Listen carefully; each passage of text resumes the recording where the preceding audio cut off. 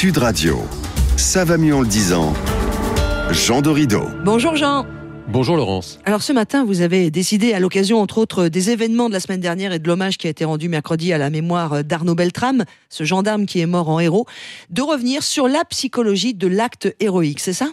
Oui Laurence, en effet, oui, Arnaud Beltrame, colonel de gendarmerie, est allé jusqu'au bout de son engagement en prenant la place des civils qui étaient alors retenus en otage. Vous l'avez dit, c'est un acte héroïque et ce genre de comportement intéresse bien évidemment les psychologues car la psychologie poursuit deux objectifs majeurs. D'abord, bien sûr, être capable de prédire les comportements des uns et des autres. C'est notamment ce à quoi s'emploient les psychologues qui conseillent les enquêteurs et les négociateurs. Comment être en capacité de prévoir un passage à l'acte, par exemple. Et puis, un autre objectif de la psychologie est de comprendre comment faire pour promouvoir les comportements positifs. C'est typiquement le cas du comportement exemplaire d'Arnaud Beltrame. Et comment est-ce qu'on explique le courage ? Eh bien, Laurence, le caractère exceptionnel de la situation impose une analyse approfondie, car Arnaud Beltrame était un gendarme expérimenté, un gendarme d'élite. Ça veut dire qu'il était tout à fait lucide quant au risque que la situation présentait. Cela signifie qu'il savait, comme tout militaire en mission, qu'il engageait sa propre vie.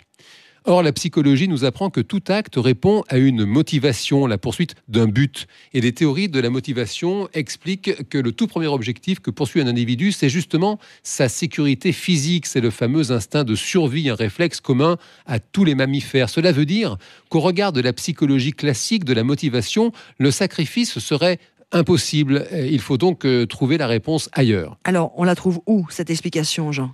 Eh bien, Laurence, la réponse se trouve dans la psychologie des valeurs. Les valeurs désignent tout ce qui est important au regard de quelqu'un. Ce qu'il est essentiel de souligner, c'est qu'elles sont différentes des normes sociales qui, elles, influencent tous les membres d'une même société, alors que les valeurs sont particulières à chacun d'entre nous. Elles se construisent et s'acquièrent depuis la naissance et finissent aux alentours de la fin de l'adolescence. C'est un moment à partir duquel elles agissent sous la forme d'un système cohérent et deviennent alors à ce moment-là un élément prédicteur des comportements de chacun. Bon, Jean Dorido, d'accord. Comment savoir quelles étaient les valeurs de ce gendarme mort en héros ?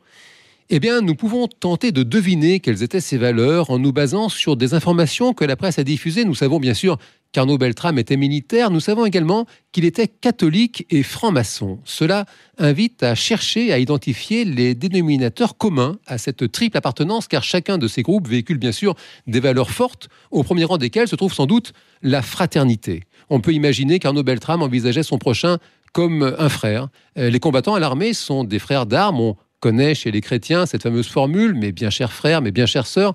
Quant à la maçonnerie, elle est précisément une fraternité. Une autre valeur, sans doute commune à ces trois appartenances, est le souci du bien commun, la volonté de mettre au-dessus de soi l'intérêt collectif. Ce sont des valeurs de transcendance, c'est toute la symbolique du sacrifice, offrir pour l'intérêt de tous ce que l'on a de plus précieux, en l'occurrence sa propre existence.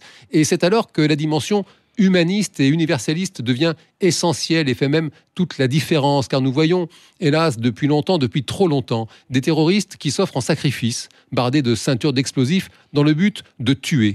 Tandis que des héros comme Arnaud Beltrame offrent leur vie dans le but de sauver celle des autres. Il y a d'un côté la force et de l'autre son côté obscur.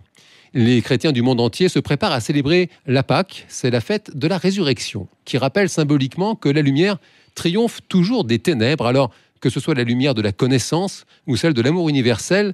Rappelons qu'il suffit d'une étincelle pour que s'embrase le feu qui met fin à l'obscurité. En ce jour tout particulier, Laurence, ça fait du bien de s'en souvenir. Et ça va beaucoup mieux en le disant. Merci beaucoup, Jean. Merci, Laurence. Le Grand Matin Sud Radio.